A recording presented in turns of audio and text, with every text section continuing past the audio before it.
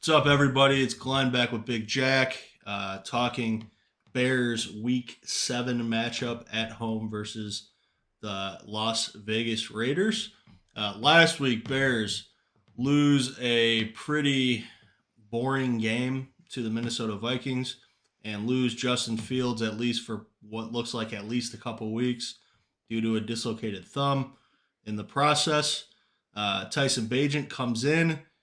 Uh, Makes a couple throws, but he also makes a lot of mistakes. Fumbles the ball, throws a pick. Bears lose the game 19-13, if I'm correct. I guess the one positive I'd say from last week, defense did look better. How much does that have to do with Jay Jettas being out? Probably a lot, but defense is starting to look a little bit better. Um, Big Jack, any thoughts on last week's game? I know me and you are both diehards. We'll watch the Bears even if they're 0-17. But um, any any part of you looking forward to the game? This is the one game I got it lucky enough to go to the home opener.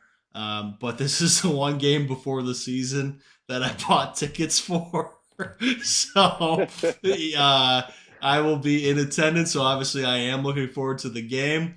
But you have any interest as a viewer from home? Absolutely. I mean, first off, touching on what you said about, the one positive of last week is defense is starting to look a little bit better. It was nice to see some guys back in the fold. Of course, Eddie Jackson only managed to stay on the field for a handful of snaps. Keep getting banged up. I'm not sure if the motivation is there for some guys. Unfortunately, I'd like to, we like to give everyone the benefit of the doubt, but when it's such a repetitive nature for some of these instances, it's hard not to question it. But anyway, I like the progress that they've made. They've at least become, you know, respectable. They're out there, which Right. is you might not have noticed a couple times in the past few months to year. But yeah, and then this week, it sucks. I like to banter about Fields with the best of them, but it really sucks that he got hurt because it's just at least 1 week, if not 3, 4, however many it ends up being, where he's on the shelf and you're just not able to continue to gather that information to make your decision about this franchise going forward. Um, Maybe the powers that be already have that decision, whether they've seen enough to say, we know we want to still try to build around them, or we know we got to move on. So maybe for suckers like us, we want to see more, but maybe it just doesn't even matter at this point. I really couldn't tell you. I wish he was playing. I don't. Bajent's a cool story. God bless him. Seems like he must have worked his ass off to get to this point, but he's still a Division II quarterback. I don't think it's just it doesn't seem like it's something that just happens in this day and age. I know there's a couple guys historically who've come from some small programs. Shouts out to CCIW. I'm pretty sure Derek Anderson came from Augustana, and I think there's some other guys who came from schools and had NFL success. But I just don't see it happening with Bajan. I don't think he's going to be some random savior or hero. So I wish Fields was still playing. I'm not too excited for the Bajan show. But like you said, regardless of the Bears record, I'd be watching them. I know it's 1-5 now. It's about as bleak as it could be.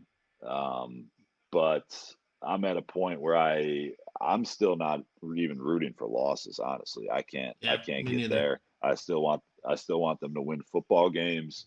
I want to see improvement out of this team, and hopefully hopefully we get some of that this week.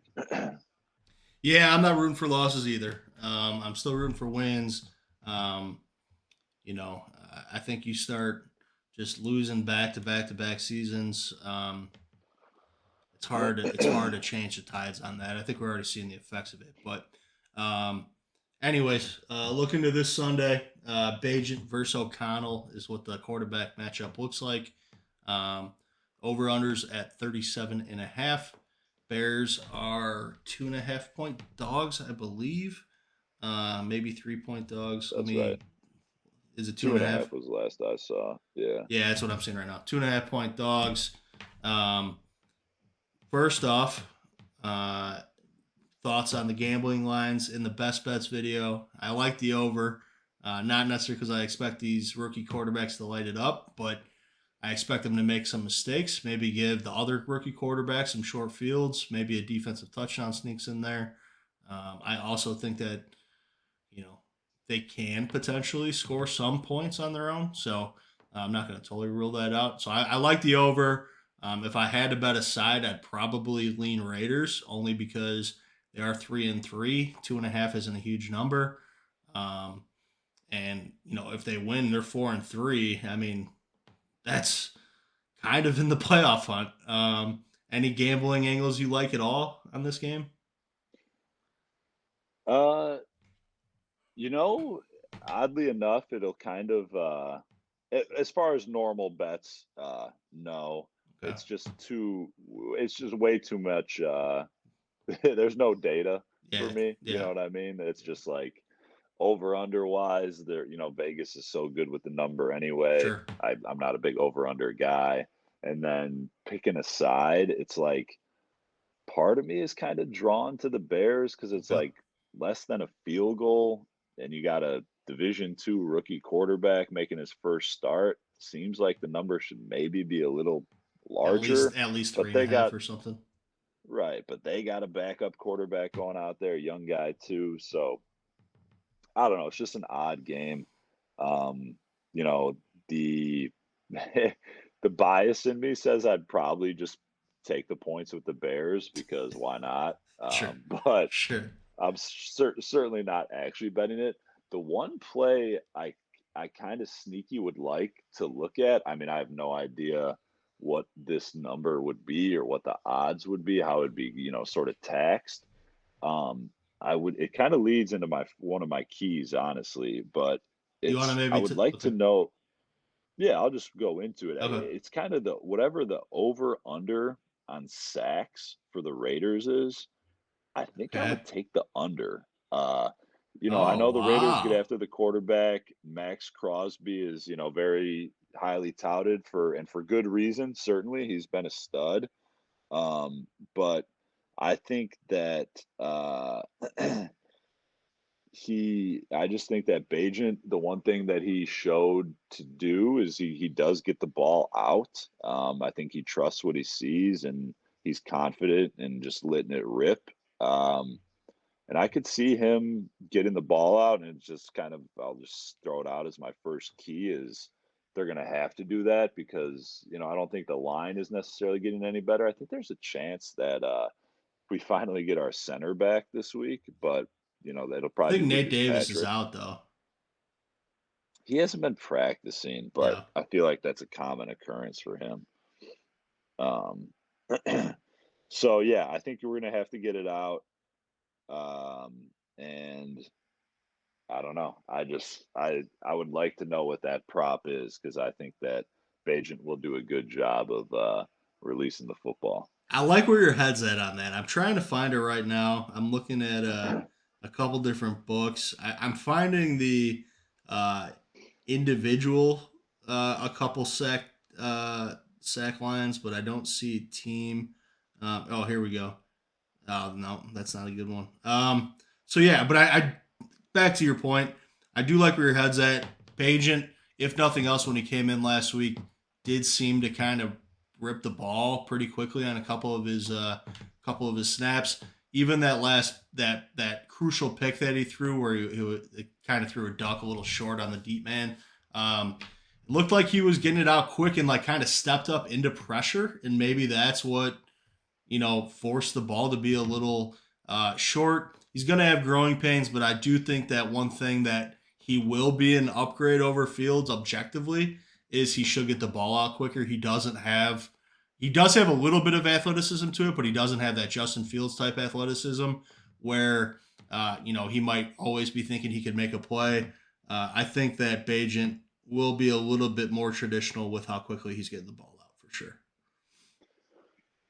Yeah, definitely. I think on that last, I mean, there was just his fumble that ended up being a scoop and score, and Yeah, that last interception were both just woeful yeah, turnovers. And I'm not even saying it as like, like that, impressive of a thing. I just think that's the type of quarterback he was. He threw for a ton of yards in college. yeah. I don't care what level you play at. When you throw the ball that much and have as much success doing it as he did, it's going to build confidence, at whatever level you Definitely. go to next. So I think he's just a confident passer, and whether or not that means he is getting rid of it and throws two or three interceptions, I don't know, but I do think he'll be throwing it and trusting his guys to make some plays. So we'll see how that plays out. No doubt. Key number two, though, I am going to say you got to help the guy out. Bears were number one run team in the NFL last year. I think, and obviously a lot of that's due to Justin on the plays he made kind of off script, but number one run team, and our offensive line, it, I mean, it grades out pretty well in run blocking, and they just are impressive in certain instances. Um, and it's a tough situation still. It looks like Roshan Johnson is trending towards missing again. It always makes me a little worried when you see a 2 week concussion tag. Hopefully, he's doing all right because I like him a lot as far as a future piece for this organization. And then Khalil Herbert's still on IR, so of course he's out at least 3 more games. But I think they could still run the ball hard, and they're going to have to do it this week to help Agent out, take the pressure off him, keep that Raiders defense honest, and just pound the rock, trust it. I think it's one of those situations where we're not going to be able to just go away from it. Stick to it. Let Foreman sort of do his thing, and hopefully we can tire out that vaunted rush, that vaunted Raiders front. Yeah, the Raiders get after the quarterback, but you are right with your key. They do give up yards on the ground. They're averaging giving up 122 yards per game to opposing running backs or just rushing attacks, I should say. Yeah, I agree. If they're going out there trying to win, they have to establish the run game with this rookie quarterback for sure. Yep. And then lastly, key number three. Sometimes I like to come in with a little brevity for key number three, but this one's going to be a very serious, straightforward, true key to any team's any football game, key to win for any team in any situation. It's going to be that turnover battle, particularly just spotlight on the defense to make some plays. They're trotting out a young, inexperienced quarterback as well. They had an interesting situation where Hoyer comes in off the bench because Jimmy Garoppolo gets hurt, and they have O'Connell listed as kind of their emergency quarterback. But now that they have the whole week to prepare, O'Connell's going to start. But obviously, they don't have a ton of confidence in the guy to make him a true backup if they're in game situations. Hoyer's technically the backup. You know what I'm getting at here. So I think he'll be prone to potentially make some mistakes. Got to put some heat on him. Hopefully, Eberflus continues to mix up that defense. It keeps trending in a better direction. Get after that quarterback, put some pressure on him, make some plays with that defense, get a pick, two picks, force a fumble. I think if the Bears can come out of this game forcing two or three turnovers, I'm going to call for three just because I feel like there's a good chance we may have one or two ourselves. But get three turnovers, win the battle at the very least, and I think they win this game if they can do that. Yeah, Raiders one of only four teams in the NFL with a worse turnover differential than the Chicago Bears right now. So yeah, this is a game where not only do they tend to give the ball away a little bit, they have the same number of takeaways as the Bears. Both these teams only have 5 takeaways. Which defense is going to step up, give their rookie quarterback a little bit more of a chance against the other rookie quarterback, take, get 2, 3 takeaways like you're talking about and really make a difference in the game. Like you said, in almost every football game at any level, especially the pro level, the turnover battle is key. And I see that especially at a premium with two young quarterbacks this week. Yeah, Yeah. no doubt. Score prediction wise Yep. for your sake with the over, I'm No, don't hoping don't it's think like about it. Be honest. Be honest. it's tough because I want the Bears to win, but like there's a small part of me that just doesn't want to deal with the Bears win you know 31 to 24, and it's like, oh my god, Fields was a nightmare, Bajan's the man, and it'll just be like mentally, it's going to be tough to handle if something like that happens. I don't think it will. I'm going to take the Bears. I'm going to take the Bears 24, Raiders 20. All right, I'm gonna kind of flip flop it on you. I'm gonna go. I'm gonna go Raiders 24, Bears 19. Four field goals for the Bears. That's gonna be my prediction for the score. Um, all right, that's the Bears preview. I'll be in house, boots on the ground, in the stands, at the tailgate, rooting on the pride and joy of Illinois in person. But Big Jack will be watching from home.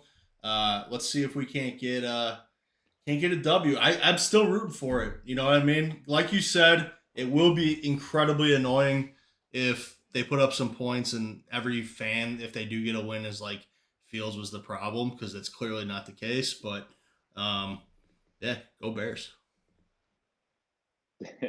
Yeah, I mean, I don't know if it's clearly not the case necessarily from my perspective. It's more just like it could, it'll just be happenstance, like just because if they get a win with him, that doesn't necessarily mean he's the answer. But you Well, know how that's it for goes sure. with And what I meant by Fields clearly not being the problem, that I just want to clarify. I'm not saying Fields is not without blame.